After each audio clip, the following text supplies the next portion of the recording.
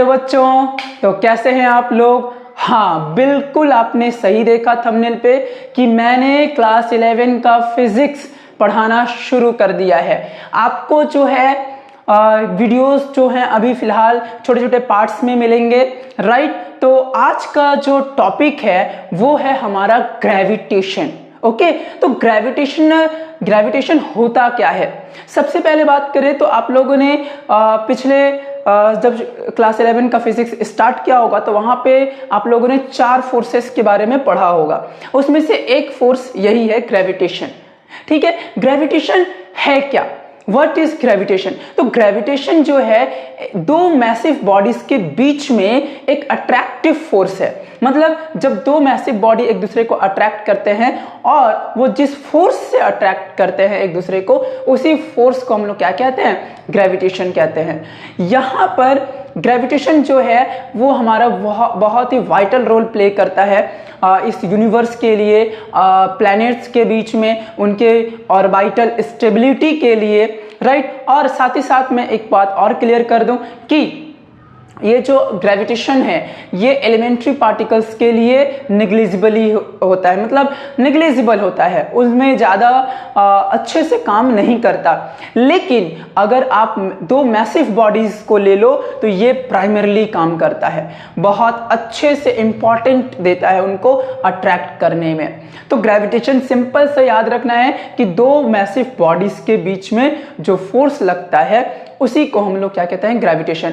इसका खोज करने के लिए बहुत सारे साइंटिस्ट थे, केपलर, न्यूटन, गैलीलियो, बहुत सारे मैथमेटिशियन, फिजिशियन मिलकर इन लोगों ने ये वर्ड्स को अराइज किया और इसके बारे में बहुत सारी जानकारियां दी। तो फिलहाल ये सब हमारे के लिए तो अभी इंपॉर्टेंट नहीं है। हमारे लिए जो इंपॉर्टेंट है वो है universal law of gravitation, Newton's law of gravitation. ये आज का जो है टॉपिक है हमारा वीडियो का। तो चलिए स्टार्ट करते हैं न्यूटन्स लॉ ऑफ ग्रेविटेशन। तो देखते हैं कि न्यूटन्स लॉ ऑफ ग्रेविटेशन क्या कहता है। जब न्यूटन चाचा ने एप्पल गिरते हुए उन्होंने जब देखा था कि एप्पल कोई भी ऑब्जेक्ट नीचे गिर रहा है, मतलब एप्पल से उन्होंने एक आइडिया लगाया, तो उन्होंने ही इसी बात को लेकर मतलब यहाँ पे एक लॉ दिया उन्होंने कि ग्रेविटेशन होता क्या है। ग्रेविटेशन अकॉर्डिंग टू न्यूटन चाचा, उन्होंने बोला कि every particle of matter in the universe attracts every other particle with a force. मतलब मान लेते हैं कि कोई भी एक पार्टिकल का दो पार्टिकल्स हैं जिसके मास m है, m1 है और m2 है, राइट। m1 है और m2 है, और तो क्या होगा कि ये दोनों पार्टिकल्स जो हैं अपने को नहीं, मतलब एक दूसरे को अट्रैक्ट करेंगे, है ना। ये m2 इस पे फोर्स लगाएगा और m1 इस पे फोर्स लगाएगा, यानी कि m1 चाहेगा ये मेरी तरफ आ जाए और m2 चाहेगा ये इसकी तरफ आ जाए, है ना। तो यही फोर्स होता है। तो यही फोर्स जो होते हैं किसी भी पूरे यूनिवर्स की बात कर रहा है, पूरा कोई पर्टिकुलर अर्थ की बात नहीं हो रही है, पर्टिकुलर मून की बात नहीं हो रही है या सन की बात नहीं हो रही है, पूरा यूनिवर्स की बात हो रही है। यूनिवर्सल, ये पूरा यूनिवर्स के लिए ये लॉ लागू होता है, राइट। आगे बोल रहा है which is directly proportional to the product of masses of the two objects और पार्टिकल्स। तो और दूसरा क्या बोल रहा है, ये जो फोर्स लग रहा है एक दूसरे के बीच में, वो फोर्स जो है दो मासेस के बीच का, मान लेते हैं कि मासेस जो है m1 और m2 है ना। हम लोगों ने क्या किया, let the masses be m1 and m2। तो मासेस m1 और m2 मान लिया। तो यहाँ पे जो फोर्स लगता है इन दोनों के बीच में वो डायरेक्ट प्रोपोर्शन होता है। मतलब कहने का मतलब है F proportion m1 dot m2, मतलब दोनों का प्रोडक्ट के साथ ये डायरेक्ट प्रोपोर्शन होता है। दूसरा क्या बोल रहा है, and inversely proportional to the square of the distance between them. और ये जो डिस्टेंस होता है इन दोनों के बीच का डिस्टेंस हम लोग पकड़ लेते हैं वो है आर पकड़ लेते हैं। दोनों का बीच का डिस्टेंस क्या पकड़ते हैं? आर। अच्छा एक और बात, सेंटर टू सेंटर डिस्टेंस पकड़ेंगे। यहां पे जो डिस्टेंस पकड़ा जाएगा वो क्या होगा भाई? Centre to centre. कभी भी आप यहां से मत पकड़ना, राइट? हमेशा सेंटर टू सेंटर पकड़ते हैं। तो अगेन हम लोगों ने डिस्टेंस मान लिया and the distance between them, right? देखो ये आप लोगों ने क्लास 10 में पढ़ा है, क्लास 10 में ये नहीं पढ़ा है, ये क्लास 8 में पढ़ा है। और क्लास 10 में आप लोगों ने कूलम्ब्स लॉ पढ़ा था इलेक्ट्रोस्टैटिक के बारे में। तो वहां पे भाई सिंपल सी बात है, जो न्यूटन थे उन्हीं के जैसा उन्होंने बनाया, ठीक है? तो उन्होंने वैसे सेम लॉ बनाया, तो डिस्टेंस बिटवीन देम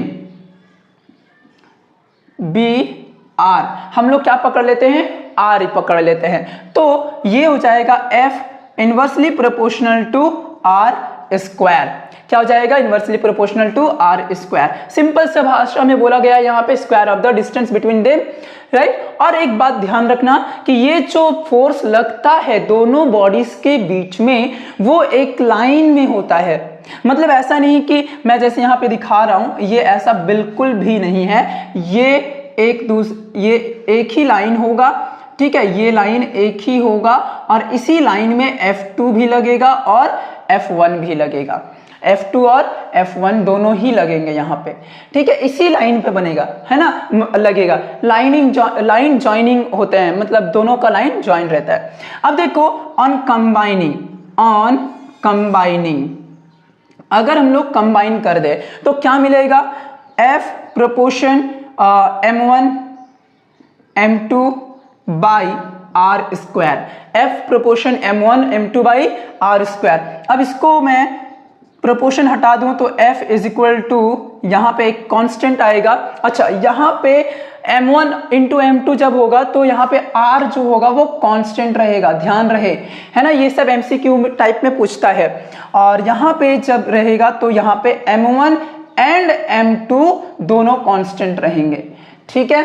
अब देखो यहां से हम लोगों को एक प्रोपोर्शनलिटी कांस्टेंट मिल गया, G क्यों लिया हमने अभी बताता हूं मैं, ठीक है? M1 into M2 by R square. देखो ये जो G है, इस G को बोलते हैं universal gravitation constant, universal gravitational constant, ठीक है? जहां पे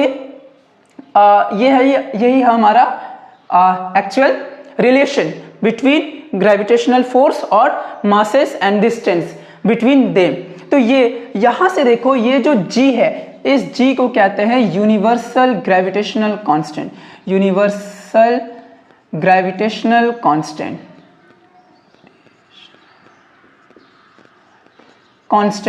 और इसका जो वैल्यू होता है SI में, इसका जो वैल्यू होता है, हम लोग जनरली SI ही पकड़ते हैं, इसलिए 6.7 इंटू 10⁻11 न्यूटन मीटर स्क्वायर पर kg स्क्वायर। कैसे आया, कहां से आया, सब मैं बताऊंगा। पहले आप इसको इतना नोट कर लो, फिर मैं आगे बढ़ता हूं। तो हम लोग जो है बात कर रहे थे ये वैल्यू की, है ना? इस वाले वैल्यू की। भाई सिंपल सी बात है, आप कोई भी दो मैसिव बॉडीज लो, उनके बीच जो G कैलकुलेट किया गया है वो यही है। आप चाहे एक पेन और अर्थ के बीच का लो, G इतना ही आएगा अप्रोक्सीमेट। भले थोड़ा सा वैल्यू इधर उधर हो सकता है, जस्ट स्लाइटली वैल्यूज इधर उधर हो सकते हैं, बट पूरा नहीं बदलेगा, ठीक है? आप कोई भी ले लो, सन अर्थ ले लो, G का यही वैल्यू आने वाला है। आप अर्थ मून ले लो, G का वैल्यू यही आने वाला है, ठीक है? अब हम लोग ये जो ग्रेविटेशनल फोर्स है ना, ग्रेविटेशनल फोर्स की कुछ कैरेक्टरिस्टिक्स बात कर लेते हैं। ग्रेविटेशनल फोर्स के बारे में कुछ कैरेक्टरिस्टिक्स बातें कर लेने वाले हैं। जैसे एक तरह से बोल सकते हो नोट्स के बारे में बात करते हैं। क्या भाई? नोट्स, ठीक है? याद रखना कि ये जो फोर्स है ना, ये जो फोर्स है वो हमेशा लाइन जॉइनिंग पे मतलब दो बॉडीज के बीच में जो लाइन बनता है वहीं पे फोर्स लगता है ना? पहला लाइन जॉइनिंग फोर्स है ये, ठीक है, लाइन ज्वाइनिंग फोर्स है। दूसरा, ये medium does not depend on, medium does not depend on medium between the objects, between the particle और objects whatever, ठीक है। तीसरा जो है does not depend on medium between the objects, line joining force होता है, attractive nature का होता है। कैसा होता है भाई? attractive nature का होता है, attractive nature का होता है, ठीक है। चौथा जो है ये इनकंजर्वेटिव होता है, इनकंजर्वेटिव, कंजर्वेटिव, ठीक है। 5वां पॉइंट, ये किसी भी मैटर का स्टेट पे डिपेंड नहीं करता, डज नॉट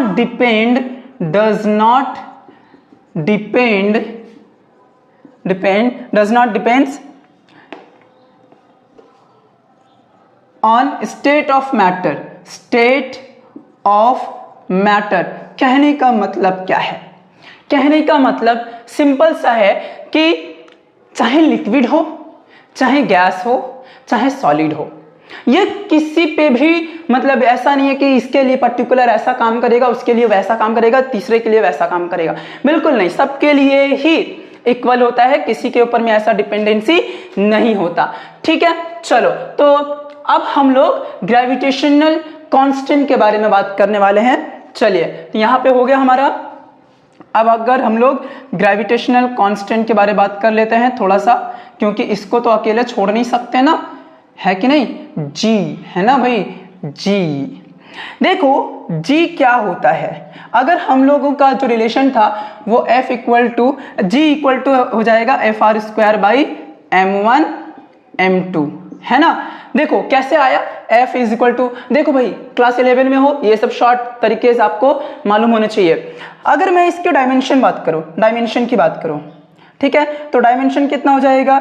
G का डायमेंशन चाहिए मुझे, तो यहां पे हो जाएगा F का डायमेंशन होता है MLT-2 और R का डायमेंशन मतलब ये तो डिस्टेंस है, लेंथ है, तो लेंथ का हो जाएगा L2 बाई में मैं डायरेक्टली एक साथ कर दे रहा हूं, ये मास है, मास के लिए तो M2 हो जाएगा, ठीक है, ओके। तो M और ये -2 हो जाएगा ऊपर जाकर, तो ये होने वाला है M-1 L3 T-2, तो ये है हमारा G का डायमेंशन। ये 1 मार्क्स के क्वेश्चन में बोर्ड के एग्जाम में, आपका सेमेस्टर 2 में पूछा जा सकता है। मधुमक्खी था, पता नहीं, पूछा जा सकता है, MCQ वगैरह में पूछता है कभी कभी, ठीक है। और अब हम लोग इसकी यूनिट की बात कर लें, तो SI यूनिट जो हो जाएगा इसका, सिंपल सा देखो ना, SI यूनिट क्या हो जाएगा? न्यूटन फिर मीटर स्क्वायर पर kg स्क्वायर, क्यों भाई? 2 मासेस है इसलिए kg स्क्वायर। CGS में क्या हो जाएगा? आप लोग कमेंट कर देना, CGS में आप क्या होगा कमेंट कर देना, ओके। देखो कमेंट करना जरूरी है, पढ़ना जरूरी है, आप लोग कुछ खुद से आइडिया लगाओगे कि CGS में क्या होता है तो पता चल ही जाएगा आपको, एकदम बहुत ही सिंपल सा जवाब है इसका, राइट। अब हम लोगों का जो है अगला टॉपिक की ओर उड़ान भरते हैं, राइट। अच्छा, अगर हमें सारे वैल्यूज जो आप लोगों ने अभी देखा, F is equal to G M1 M2 by R², यहां पे अगर मासेस और डिस्टेंस सबको यूनिटी पकड़ लिया जाए, है ना, सबको लेट, हम लोग क्या करते हैं, मासेस एंड डिस्टेंस को हम लोग क्या पकड़ लेते हैं, यूनिटी, है ना, कोई भी यूनिटी पकड़ लेते हैं, तो क्या होगा, F इज इक्वल टू क्या आ जाएगा भाई, G, क्योंकि 1 इंटू 1 का स्क्वायर 1, तो 1 इंटू G। तो यहां से देखो, अगर हम लोग सबको मासेस और डिस्टेंस को अगर यूनिटी पकड़ लेते हैं, तो जो फोर्स है वो ग्रेविटेशनल कांस्टेंट के इक्वल हो जाता है। ये इस बात को याद रखना, MCQ टाइप में पूछा जाता है, ठीक है। अब हम लोगों का जो है नेक्स्ट, हम लोग कुछ न्यूमेरिकल्स कर लेते हैं। ज़्यादा न्यूमेरिकल्स मैं यहाँ पे नहीं करवाने वाला, बट जो भी है मैं करवा देता हूँ, ठीक है। तो हमारा जो सम्स है कुछ इस तरह से दिया हुआ है। पहला सम्स यहाँ पे बोल रहा है 2 equal masses which may be considered as particle. 2 equal masses दिए हुए हैं जिसको हम लोग एक पार्टिकल जैसा मान सकते हैं, एक पार्टिकल जैसा मान सकते हैं। Attract each other with a force of 4 × 10⁻11 Newton. और जो दोनों पार्टिकल्स हैं एक दूसरे को 4 × 10⁻11 न्यूटन से एक दूसरे को अट्रैक्ट कर रहे हैं। दोनों तरफ से फोर्सेस लग रहे हैं और दोनों एक दूसरे को इतने मैग्नीट्यूड ऑफ फोर्स से अट्रैक्ट कर रहे हैं। When the distance between them is 0.1 metre.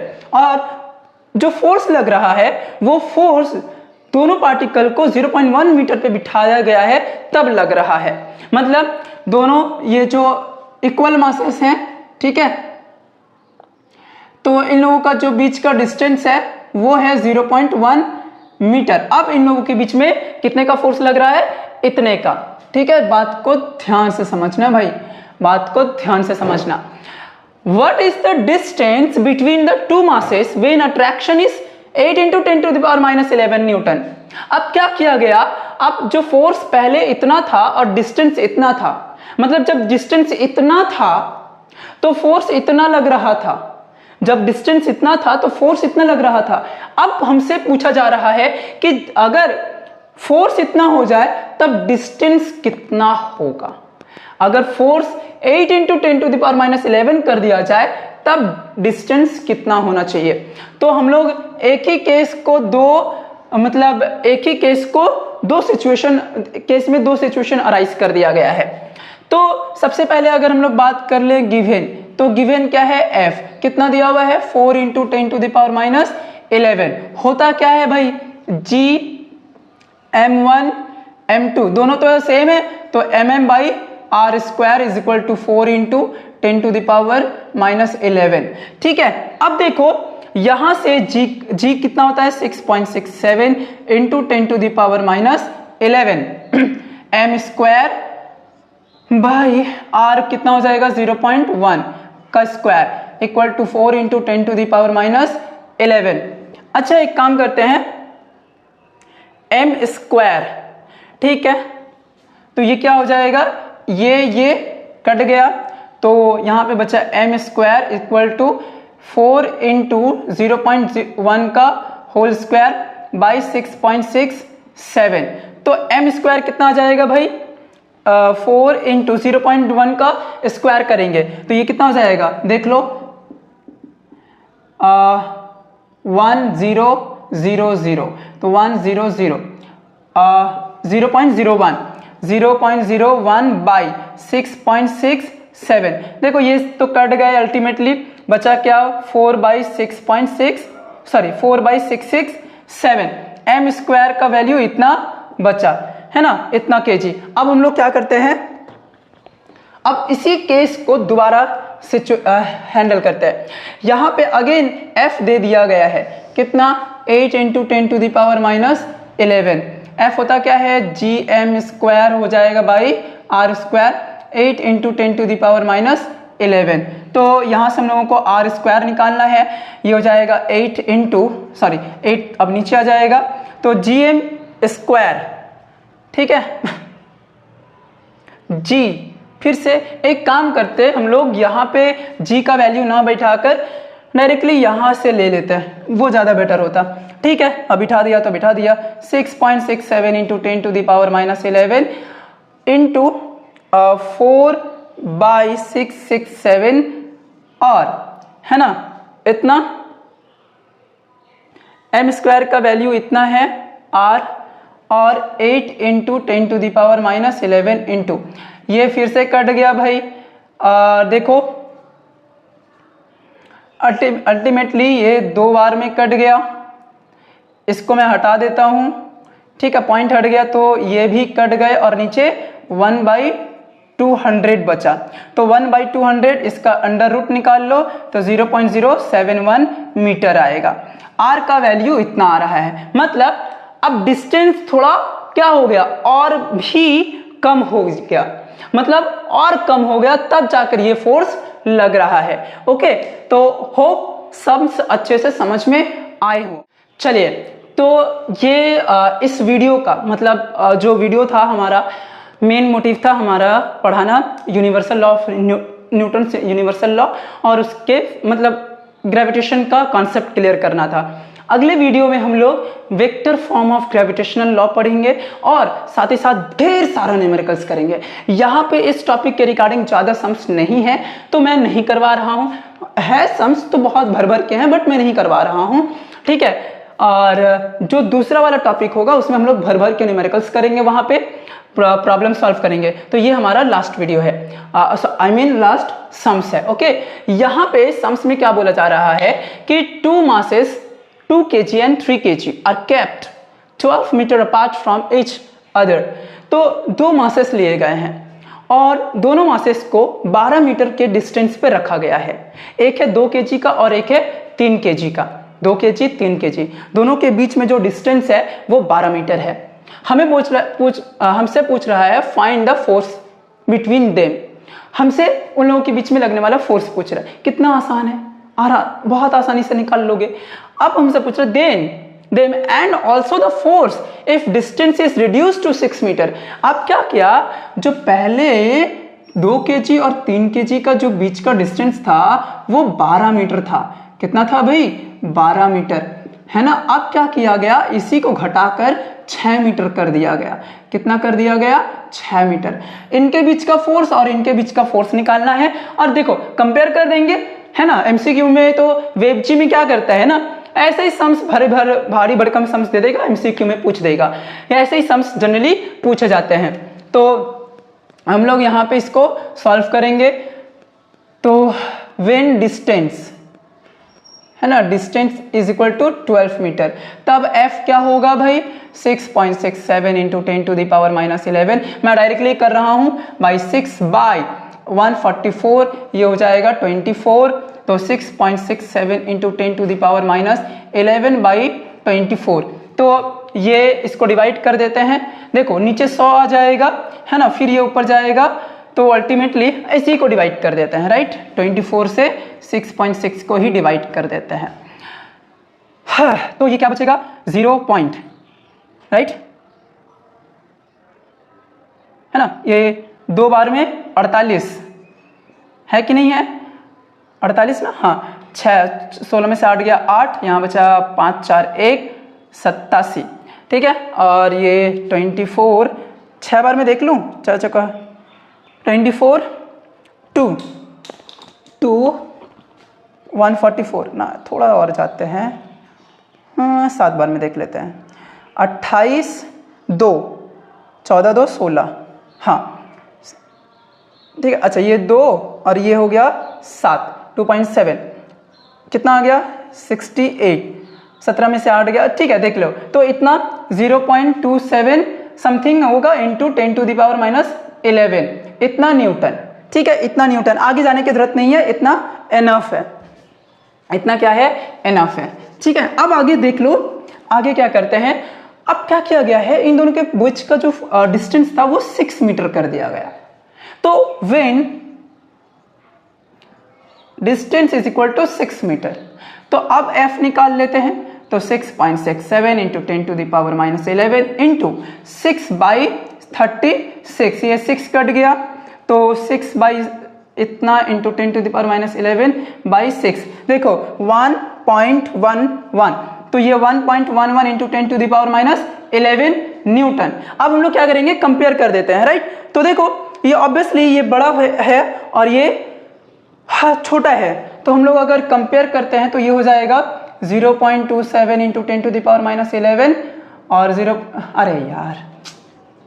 1.11 into 10 to the power -11, 0.27 into 10 to the power -11, ये तो कट गया। इसको डिवाइड कर दो तो 0 पॉइंट हटा दो, 27 111 54, 4 बार में कितना होगा भाई, 28 2 8 2 10 108, मतलब 4 टाइम्स, लगभग 4 टाइम्स जो है ये फोर्स इसके मुकाबले ज्यादा है। मतलब हुआ क्या है, बात को समझो, जब डिस्टेंस को हाफ कर दिया गया, जब डिस्टेंस हाफ कर दिया गया तो जो फोर्स था वो 4 टाइम इंक्रीज कर गया, है ना। डिस्टेंस हाफ हो गया, डिस्टेंस कितना हो गया भाई, हाफ हो गया। तो जो फोर्स का मैग्नीट्यूड है वो इंक्रीज कर गया, कितने टाइम्स, 4 टाइम्स। कितना टाइम्स, 4 टाइम्स।